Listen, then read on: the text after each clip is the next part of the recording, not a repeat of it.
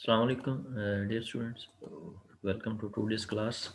Yesterday we talked about the source sink relationship, and in source sink relationship we talk about what is a source, what is a sink, and how some sinks are transformed into source. For example, expanded leaf when it has attained its full size. Then we talked about the mechanism of sink translocation of sucrose towards sink. It was phloem loading, then mass flow, and then phloem unloading. We also talked about sieve tube elements. We talked about hydrostatic gradient that was driving force for overall translocation. We talked about different enzymes, and we also classified source and sinks based on their morphology, based on their direction of transport, based on metabolism. Now, what are different types of sinks? So sinks, uh, they are primary sink. Primary sinks are usually economically important parts of our cultivated crops. Then secondary sinks, as we talked yesterday, that these are the vegetative propagation units for the plants, and they are quite important for perennial species. They are called secondary sinks.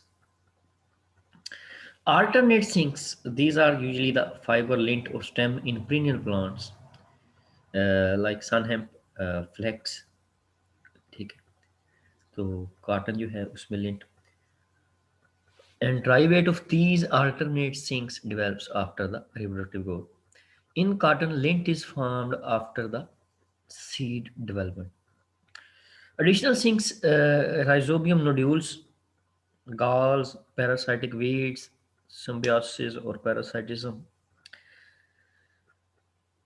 Then metabolic sinks, stem tips, growing points जो है, root tips where photosynthetes are used for active growth and development.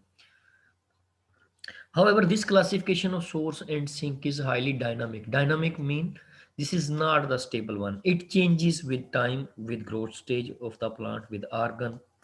For example, we said yesterday that leaves, unless they attain their 75% fully expanded size, they are usually sink. Then they convert themselves into source. And some organs act as both source as well as sink. Green parts of beans, okras, which are capable of photosynthesizing as also drying source as sink. To a greater extent they are sink, यानी कि वो आप कह लो कि source कम sink जो है वो. अच्छा, अब इनकी मेजरमेंट जो है वो बड़ी क्रिटिकल एस्पेक्ट है रिगार्डिंग सोर्स सिंक रिलेशनशिप. तो sinks are usually measured in terms of जो स्टोर फूड हम कंज्यूम करते हैं उनमें जो डोमेन्स हैं, कार्बोहाइड्रेट्स, ऑयल्स, प्रोटीन्स एटसेट्रा. तो largely based on the biological energy units they produced.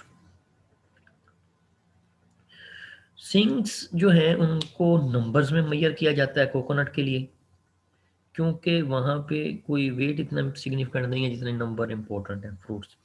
Volume timber के लिए, खासकर लकड़ी के लिए, और वेट जो है वो एग्रीकल्चर क्रॉप्स के लिए. तो वेट जो है मोस्ट डिपेंडेबल मेजर जो है सिंक साइज का, उसको एक्सप्रेस करते हैं कि sink capacity into sink activity. अब ये दोनों क्या चीज़ें हैं, इनकी तरफ जाते हैं. हमें कितने स्टूडेंट जो हैं उन्होंने अभी तक ज्वाइन किया है? 14 स्टूडेंट.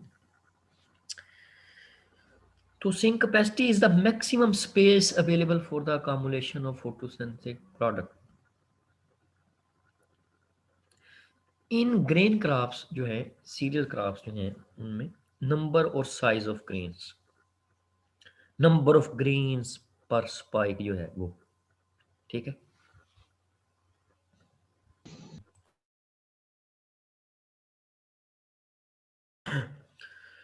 ठीक है. लाइकवाइज आप कह लो कि नंबर ऑफ पेनिकल्स पर प्लांट, नंबर ऑफ स्पाइक्स पर प्लांट, ठीक है. एवरेज नंबर ऑफ स्पाइकलेट्स या पेनिकल्स जो फ्लोरेट्स हैं, पर स्पाइक, स्पाइकलेट्स पर स्पाइक्स, स्पाइकलेट्स पर मैनिकल, वो सारी चीज़ें जो हैं वो। लाइकवाइज जो स्पेसिफिक ग्रेन वेट है कि कैरियोप्सिस जो है उनका साइज क्या है। तो जो सिंक की एक्टिविटी है, it is the inherent capacity of sink to create a translocation gradient for photosynthesis assimilated at source, कि वो उसको कितना एक्टिवली रिसीव करते हैं, जहाँ पे तरफ पुल जो है उसमें क्रिएट करते हैं। ऑलवेज जो फोटो सिमुलेट्स होंगे they will be translocated in the form of sucrose from leaves to grains. और वहाँ पे जिसको मैंने कल भी आपको कहा था कि सीरियल्स में जो ग्रेन फिलिंग है that is basically the process of starch biosynthesis from simple sugar. ठीक है, तो ग्रेन फिलिंग में जो एंजाइम है उनमें आपका सक्रोज सिंथेज है, ठीक है, एडिनोसिन डाइफास्फेट ग्लूको ग्लाइकोफॉस्फोरिलेज है। उसके बाद आपका स्टार्च ब्रांचिंग और स्टार्च सिंथेज एंजाइम जो है, जो हमारा ड्राउट वाला रिव्यू था उनमें इनका तज़किरा जो है वो हमने पढ़ा था।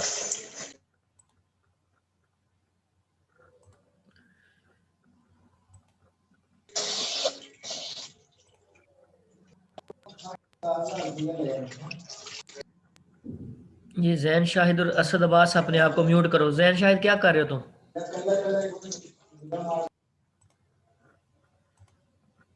हाँ, काफी डिस्टर्बेंस जो है।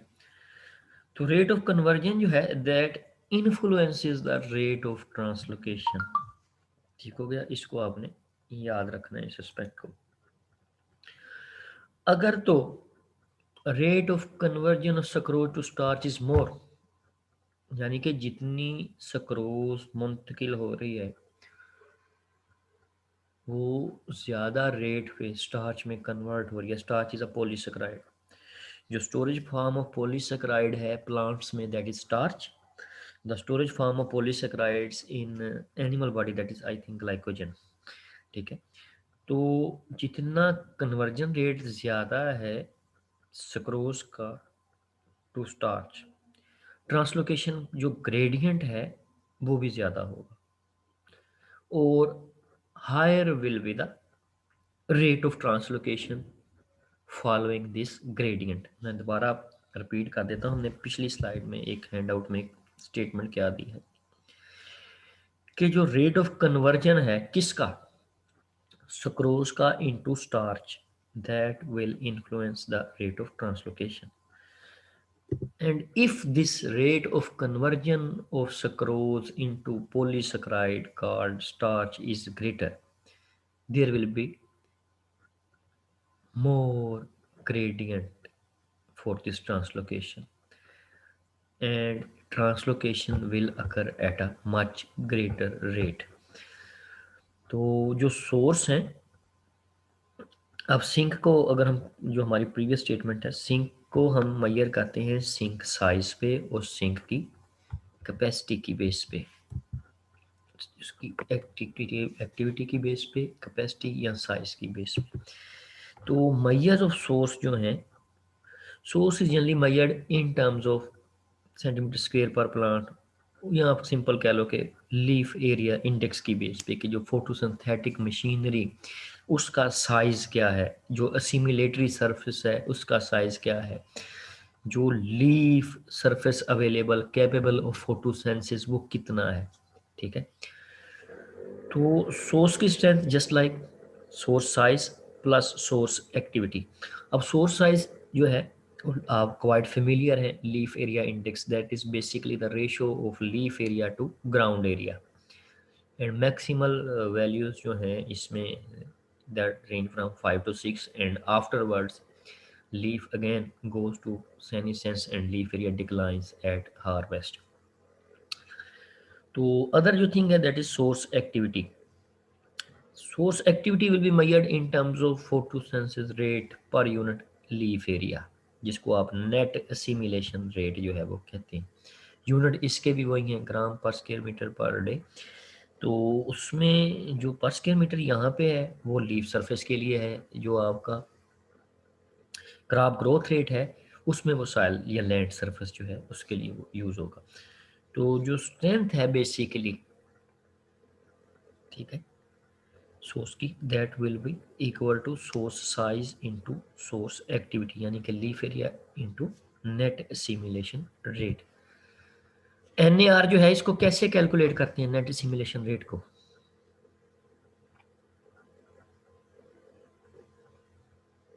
प्रैक्टिकल में पढ़ दिया आपने I think ji.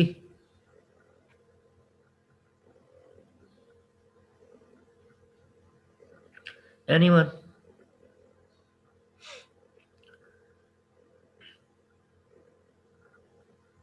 Sir W2 minus W1 multiply by LN L2 minus LN1 मैं सर। NAR की बात कर रहा हूँ, नेट एसिमिलेशन रेट की। ये सर ये इसका फॉर्मूला है सर। कौन सा? W2 माइनस W1 हाँ भाईजान, ये स्क्रैप ग्रोथ रेट का है, W2 multiply minus. LN sir L2 minus W1 sir. अच्छा, और आगे? L2 minus LN L1 hmm, divide by T2 minus T1 ठीक। इसका एक सिंपलफाइड जो फार्मूला है वो है multiply N. By L2 minus L1। आपने वो बुक वाला कुछ लंबा सा फार्मूला, एक सिंपल फार्मूला इसका कि NAR जो इक्वल होगा TDM divided by leaf area duration. Leaf area duration sir. हाँ, TDM जो है, TDM का यूनिट होगा ग्राम पर स्क्वायर मीटर, उसको आप LAD जिसका यूनिट डेज है उस पर डिवाइड करें, आपके पास जो है वो वही यूनिट बनेंगे जो NAR के हैं। तो TDM डिवाइडेड बाय LAD, यानी कि लीफ एरिया ड्यूरेशन को हम टोटल डायमीटर को अगर हम लीफ एरिया ड्यूरेशन पे डिवाइड करें, तो source size as well as इसकी जो एक्टिविटी है दैट इज हाईली डायनामिक, और in response to cultural, nutritional और क्लाइमेटिक फैक्टर्स जो हैं ये चेंज होती हैं। कैसे भला? अब लीफ एरिया इंडेक्स को देखो, कौन कौन सी कल्चरल प्रैक्टिस चेंज कर सकती हैं।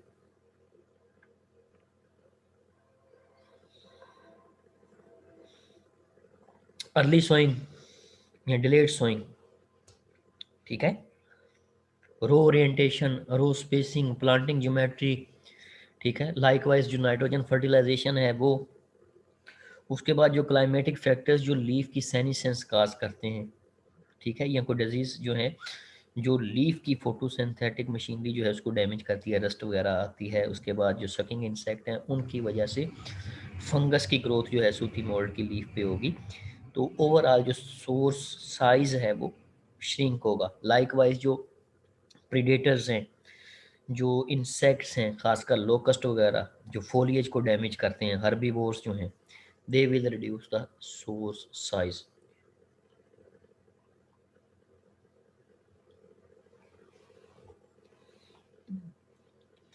जो सोर्स, जैसा कि हमने बात किया कि वो टिश्यूज हैं, ये वो ऑर्गन्स हैं which are net exporter of the assimilates. जो नेट इंपोर्टर हैं वो सिंक्स हैं। तो expanded green leaves that are actively involved in photosynthesis and are saving something in the form of photosimulates, ठीक है, ड्यू टू नेट फोटोसिंथेसिस के कुछ चीज बच रही है उनके पास, ठीक है। Two types of simulates are current simulates. Current वो हैं, they are translocated and linked to photosynthesis, sugar produced through carbon fixation। और ये जो सिमुलेट्स होंगे, these will contribute for maximal phytomass, they are carried out by expanded leaves, ठीक है। जो accumulated assimilates हैं ऑन द अदर हैंड, वहाँ पे mainly as a store food material to serve as some for seedling growth, ठीक है। They these accumulated simulates are from plants parts. जो आप कह लो कि सीडलिंग ग्रोथ के लिए यूज होते हैं वो कहाँ पे हैं? मैंने कल आपको कहा था कि जो बेसिकली सीड है उसमें आपकी प्रोटेक्टिव कवरिंग है, स्टोर फूड है और एम्ब्रियो है। तो जो एंडोस्पर्म है उसमें स्टार्च की फॉर्म में, लाइकवाइज कार्टिलेजन्स जो हैं वहाँ पे डाइकार्ड्स में ये होगा।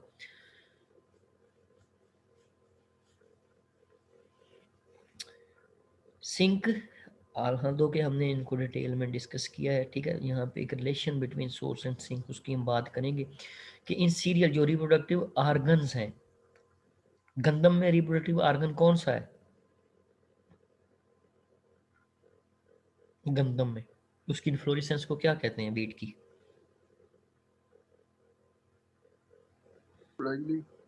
हाँ जी, इन्फ्लोरेसेंस को, बीट की इन्फ्लोरेसेंस को क्या कहते हैं? स्पाइक। हाँ जी, स्पाइक। स्पाइक के अंदर उसके आप कह लो रिप्रोडक्टिव आर्गन कौन से हैं? स्पाइकलेट्स हैं, फ्लोरेट्स। उनमें आप देखो कि उनमें फ्लावर्स जो हैं वो बजाते खुद जो है सम टाइम जो जब स्पाइक इमर्ज होता है तो वो ग्रीनिश कलर में, उसमें पिगमेंट्स हैं, ठीक है। Initially that will serve as a sink, later जब सीड फॉर्म होगा as a source of for accumulated, ठीक है। उनको इनिशियली एज ए सोर्स करो, यहाँ पे इसको काटो, इसको करेक्ट कर लेना।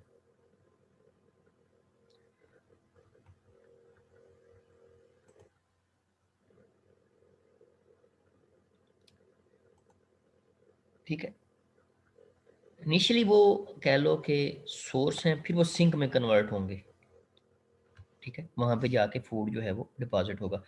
और तीसरी स्टेज पे जो यंग जब सीडलिंग निकलेगी फिर उसके लिए वो सोर्स होंगे।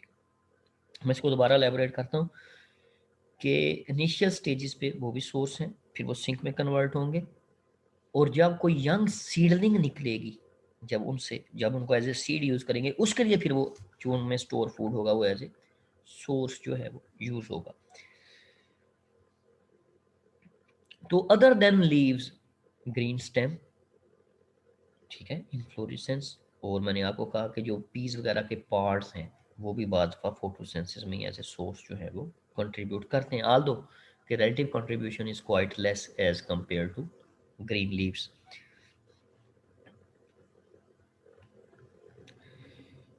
जो मेज है कान, उसमें काब के ऊपर जो हस्क होती है, परतें जो चढ़ी होती हैं, छिल्लियां जो हैं, ठीक है, वो इनॉर्मसली जो ग्रेन फिलिंग है उसकी तरफ वो कंट्रीब्यूट जो है वो करती हैं।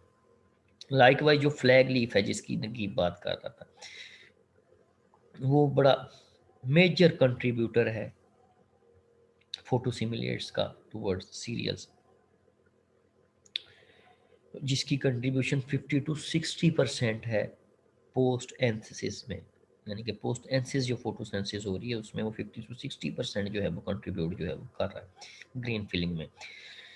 और अदर आर्गन्स जो हैं लाइक ल्यूम्स, ये ब्रैकेट्स जो हैं उनकी लिमापीलिया वगैरह, ये सारी चीज़ें बॉटनी की आप पढ़ी। तो मेटाबॉलिक सिंक जो है utilization of simulates during respiration give rise to energy to plants and in turn produce the growth. Carbohydrates जो हैं they are basically utilize in respiration, और उनकी जो ब्रेक डाउन है ग्लूकोज मॉलिक्यूल की, दैट यील्ड्स एनर्जी, ठीक है।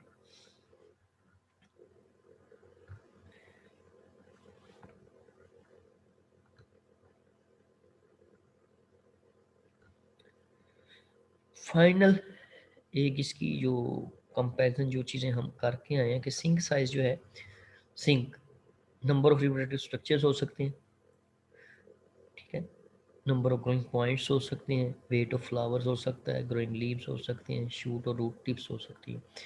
जो सिंक है एक्टिविटीज उनकी, वो ग्रोथ रेट ऑफ सिंक, ठीक है। ग्रोथ रेट ग्रेन का भी हम मेजर कर सकते हैं कि कितने ग्राम पर स्क्वायर मीटर पर डे वो इंक्रीज हो रहा है, आज के दिन में सिटे का वजन कितना है, कल कितना, वो भी मेजर करते हैं लोग। Relative growth rate of growing points, ये रिलेटिव ग्रोथ रेट क्या चीज़ है?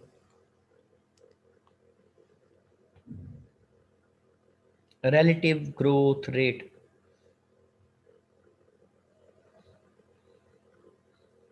यार प्रैक्टिकल में नहीं पढ़ा ये आपने?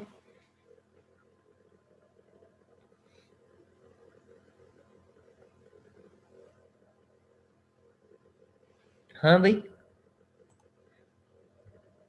हमजा रहीम, ये रिलेटिव ग्रोथ रेट नहीं पढ़ा प्रैक्टिकल में? मैं मुदस्सिर साहब से फिर पूछूंगा कि आपने नहीं पढ़ाया या इन्होंने नहीं पढ़ा ये। एनीवन? ये नहीं हो सकता कि मुदस्सिर साहब ने ना पढ़ाया हो। मुजाहिद,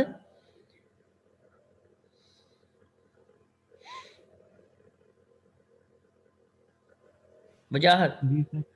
ये रिलेटिव ग्रोथ रेट नहीं पढ़ा आपने? पढ़ा सर। तो क्या होता है फिर? सारी क्लास के मुंह पे ताले क्यों लग जाते हैं जब कोई ऐसी चीज पूछो?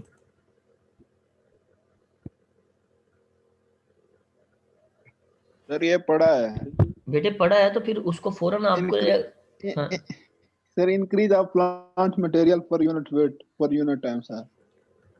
तो फिर उसको जवाब दिया करे फौरन।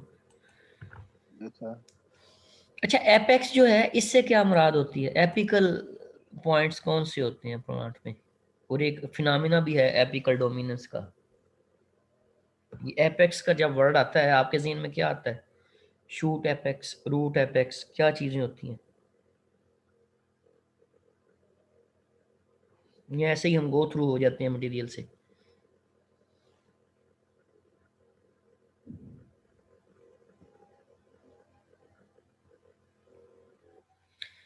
टीपीआर उनका जो टॉप पोर्शन है, एपिकल डोमिनेंस, यहाँ पे सेंट्रल जो स्टेम है, जो मेन स्टेम है वो डोमिनेट करता है, वो हाइट में बढ़ जाता है। बाकी चीजें जो लेटरल शूट्स हैं वो स्मॉलर इन साइज जो हैं वो रह जाती हैं।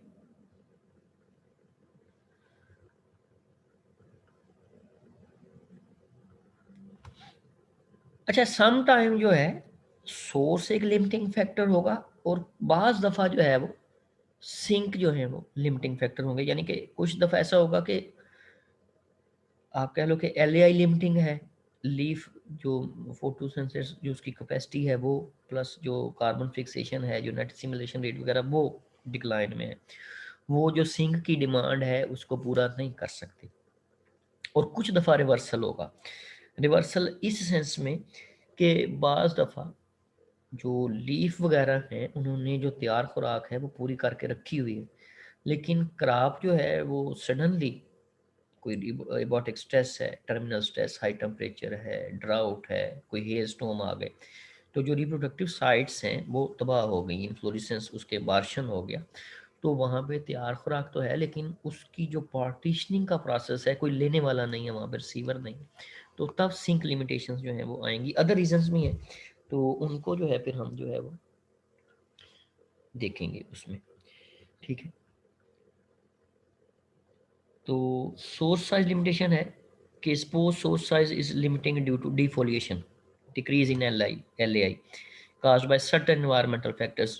जब जो चीज़ें एल ए आई की डिफोलिएशन करती हैं, ठीक है, उनमें सिंटी हो सकती है, लीफ शेडिंग जो है। कुछ आप कह लो कि प्लांट जो है डेवलपमेंटल प्लास्टिसिटी के तहत अपना ऑप्टिमल लीफ एरिया मेंटेन करे डिपेंडिंग अपॉन रिसोर्सेज। ठीक है, फिनोटिपिक प्लास्टिसिटी जो है, ठीक है, ड्राउट के हवाले से, या ड्यू टू डिजीज़ है, ड्यू टू सकिंग इंसेक्ट्स हैं, ड्यू टू लोकस्ट अटैक जो है, वो चीज़ें पॉसिबल हैं। हर्बीवोर्स जो हैं, ग्रेजिंग एनिमल जो हैं, उनके रिस्पॉन्स में।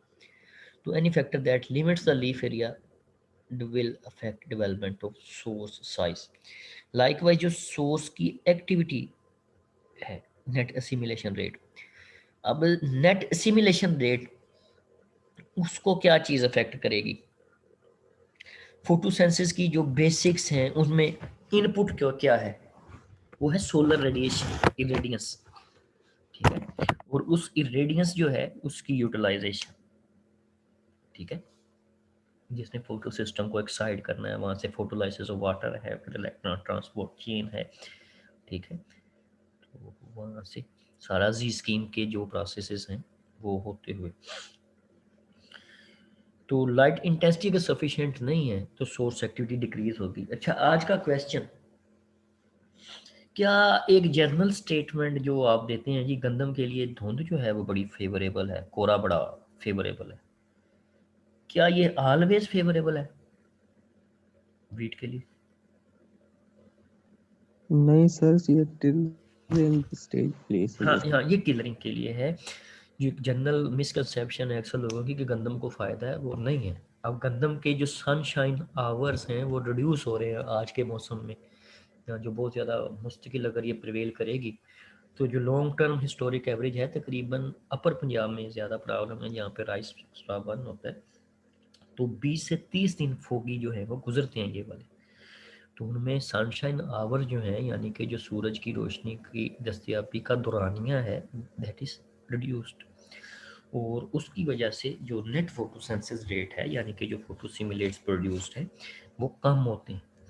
तो वो एक मकूला है कि उसमें उसकी आप कह लो कि टिलरिंग जो है उसको वो बढ़ाती है, लेकिन वो किसी हद तक ट्रू है, वो क्रॉप स्टेज स्पेसिफिक रिस्पांस जो है उसमें वो आएगा, अदरवाइज नहीं।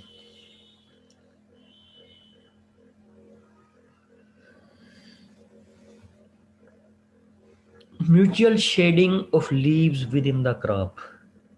म्यूचुअल शेडिंग कब ज्यादा होगी? When plants are closely spaced, यानी कि रो स्पेसिंग जो है वो नैरो है, या आपकी सीडिंग डेंसिटी जो है वो हायर है, ठीक है, तब प्लांट जो है वो जो आपस में compete करेंगे और लीव जो है वो they will shade others.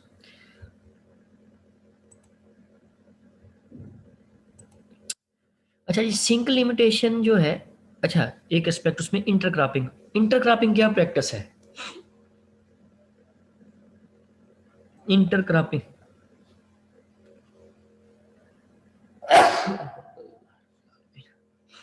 Intercropping क्या होती है?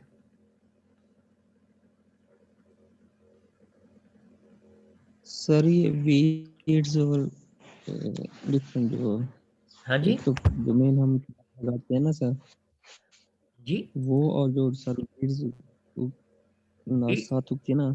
वीड्स वीड्स का इसमें कोई खास चक्कर नहीं है, बल्कि ये तो वीड कंट्रोल की एक सर cultural practice. Cultivation of two or more crop in the same field होती हैं।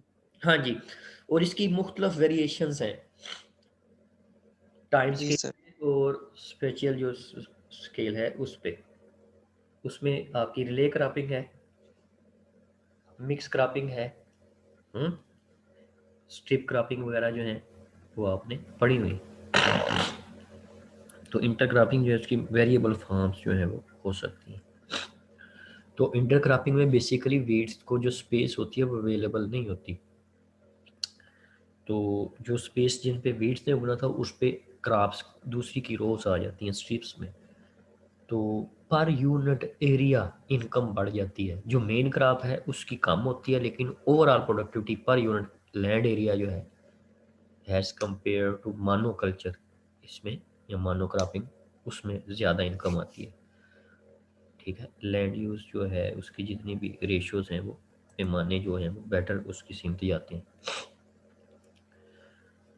तो लैंड इक्विवेलेंट रेशो ये क्या चीज़ है, इसको आपने देख के आना है, लैंड इक्विवेलेंट रेशो, ठीक है। जो इंटरक्रॉपिंग के कोई पेपर्स हैं उनमें ये पैमाने यूज़ होते हैं, ये मेजर्स, ठीक है। तो कोई कोर्स ऐसा है जिसमें आपने इंटरक्रॉपिंग वगैरह के टॉपिक डिटेल में पढ़े हो?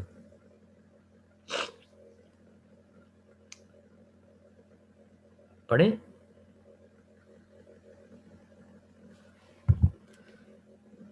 जो आपकी क्रॉप प्रोडक्शन की बुक है उसके बैक साइड पे ग्लासरी है, खुदा के लिए उसको देख लो कम से कम, तो बहुत सारी चीज़ें जो है आपको क्लियर हो जाएगी। तो सिंक की लिमिटेशन जो है फ्लोरेट स्टेरिलिटी की वजह से है। फ्लोरेट स्टेरिलिटी जो है ये बहुत सारे फैक्टर्स जो हैं, ये बोरान की डेफिशिएंसी की वजह से हो सकती है, ये हाई टेम्परेचर की वजह से हो सकती है, ये ड्राउट इंड्यूस्ड एडवर्स इफेक्ट है उसकी वजह से हो सकती है, ठीक है।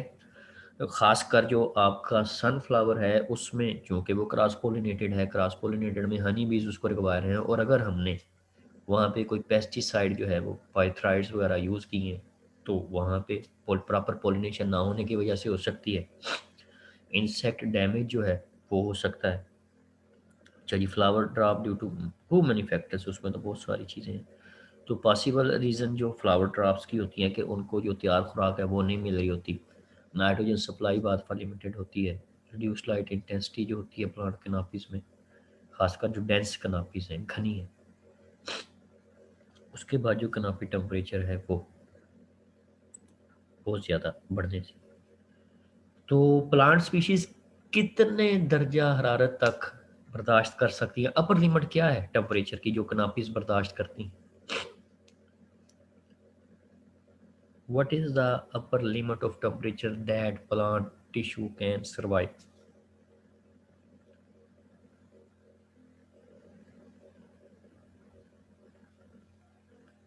जी 45 डिग्री सेल्सियस से ऊपर टिश्यूज बैडली डैमेज हो जाती हैं प्लांट्स की। हर वो टेम्परेचर जो किसी स्पीशीज की ऑप्टिमम रेंज से 10 to 15 डिग्री अबव होगा वो हीट शॉक होगा।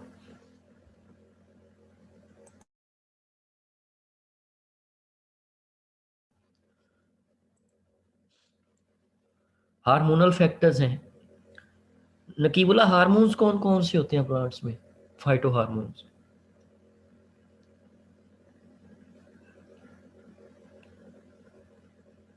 सर जिब्रालीन है, हाँ जी, अक्जेलिन है सर, ऑक्सिलिन नहीं, ऑक्सन्स हैं, साइटोकाइनिन्स हैं। साइटोकाइनिन है, यस सर। हाँ, और दो बच गए अभी भी, अब्सिसिक एसिड और इथाइलिन। अब्सिसिक एसिड है सर, और इथाइलिन, हाँ। तो गैसियस एक्सचेंज जो है कैनापीज में, वो ह्यूमिडिटी कैनापी के अंदर वो है, सॉइल और वाटर के जो फैक्टर्स हैं, ठीक है, हाइड्रोलॉजिकल फैक्टर्स और जो इडाफिक फैक्टर्स हैं वो वाटर लॉगिंग जो है, शेडिंग और सलिनिटी जो है, वो जो सिंक की एक्टिविटी है that is limited due to unfavourable environmental condition.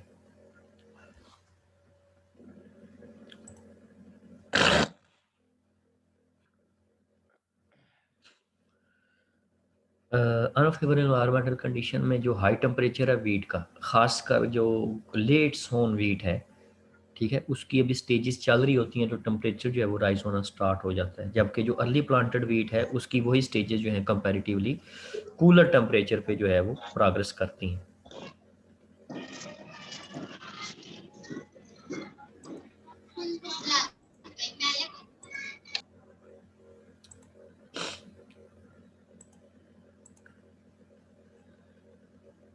ठीक है, तो लो टेम्परेचर खासकर जो बास ऑटम प्लांटेड क्रॉप्स हैं जो उनको हम जुलाई अगस्त में लगाते हैं तो अक्सर लोग उनको फिर सितंबर में ले जाते हैं, ठीक है। तो जो ऑटम प्लांटेड क्रॉप्स हैं उनकी कोई एग्जांपल दे सकते हैं आप? वो कौन कौन सी हैं जो ऑटम में लगती हैं, जुलाई अगस्त में, या इससे आगे थोड़ा सा सितंबर भी ले लो साथ ही? कौन सी क्रॉप्स हैं?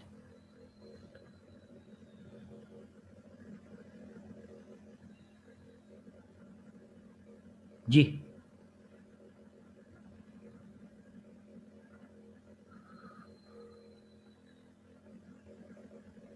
सर गंदम लगाते हैं सर हम, और जुलाई अगस्त मकई में, लगाते हैं सर। अल्लाह के बंदे, जुलाई अगस्त बरसीम। सितंबर में कौन सी गंदम लगती है, कौन सा बरसीम तेरा लगता है? जुलाई सर अगस्त में मस्टर्ड। नहीं भाई जान, जुलाई अगस्त जो है, जुलाई अगस्त में अगस्त, सर हम मकई लगाते हैं सर, मकई। हाँ, मौसमी तो मकई सर जो है, ये मौसमी मकई लगती है, ठीक है। सनफ्लावर जो है वो लगता जी है, सर। सितंबर काश्ता कमाद आपका लगता है,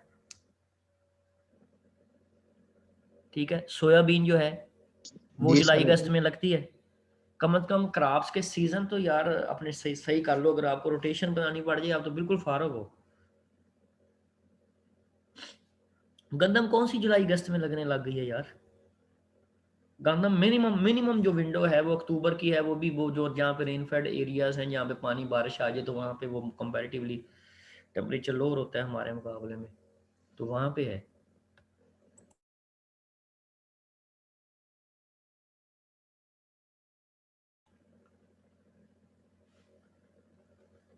तो सोर्स साइज की मैनिपुलेशन, जब वर्ड मैनिपुलेशन का आता है आपके जहन में क्या आता है कि उसकी जो एक्सप्लॉइटेशन या उसको यूज़ करना, कोई चीज़ जो है उसको कैसे इनकारपोरेट किया जा सकता है यील्ड इनहांसमेंट के लिए? तो सोर्स साइज की जो मैनिपुलेशन है उसको can be experimentally accounted for source limitation, उसको क्वांटिफाई किया जा सकता है। If it occurs during reproductive stage, it will be crucial and will definitely affect yield. And one can know its effect by reducing source size or by way of defoliation. कि जो source है different treatments के तहत या different जो LAIs हैं वो उनको मेंटेन किया जा सकता है इधर बाय डिफोलिएशन, ठीक है।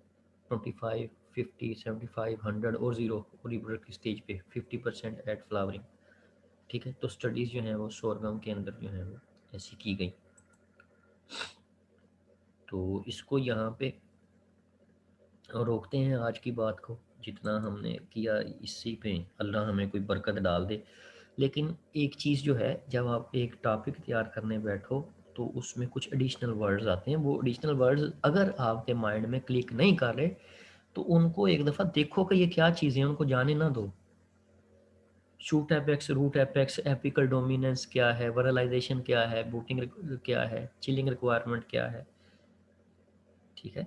फाइटो हार्मोन्स कौन कौन से हैं, तो इन चीज़ों को देखो। यही चीज़ें जो है वो आपका कह लो कि बिल्डअप जो है नॉलेज का उसमें हेल्प आउट करेंगी। अब यहाँ पे हमारे साथ आज 19 स्टूडेंट जो हैं थे। असद अब्बास हैं, आसफ अली, बल्कि वापस आया एक बंदा, हमजा रहीम था आई थिंक। असद अब्बास, आसफ अली, हीरा शाहिद, मोहम्मद तारिक, शेख फराज राव, मरियम हयात, मतीन कुरैशी हैं, मोहसन आज़म हैं, मोहम्मद आरिफ हैं, मोहम्मद फ़हीम हैं, मोहम्मद शफ़क़त हैं, मोहम्मद ज़ुबैर हैं, नकीब रहमान, नूर मुज़म्मिल, परवेज़ बलोच, सफ़ीउल्लाह दोस्त हैं, सज्जाद सलीम हैं, बजाहत हैं, जाहिद अली हैं, हसन नवाज़ हैं। तो जैन शाहिद ने भी हमें ज्वाइन किया था, हमजा रहीम ने भी किया था, लेकिन उनके माइक नहीं ऑफ हो रहे थे। तो अटेंडेंस का पासवर्ड जो है वो मैं आपको देता हूँ, मटेरियल आपके पास अपलोडेड है। सर आपकी आवाज दूर से आ रही है, काफी दूर से। काफ़ी दूर से आ रही है यार, मैं तो हैंड फ्री लगा के अब बैठा हूँ। बाकी सबके साथ भी यही इशू है? No sir. फिर आपका ठीक ना है कोई सर। इंटरनेट का कोई इशू होगा, नेट के सिग्नलिंग का या आपकी डिवाइस का, तो उसको देखो। अच्छा, आपका जो नेक्स्ट वीक की क्लास होगी उसमें वो जो एक सोर्सिंग रिलेशनशिप का हमने जो चैप्टर है इंसाइक्लोपीडिया ऑफ लाइफ साइंसेस, वहाँ से जो हमने मटेरियल है उसको आपने देख के आना। उसमें बहुत सारी चीज़ें मैंने हाईलाइट की हैं।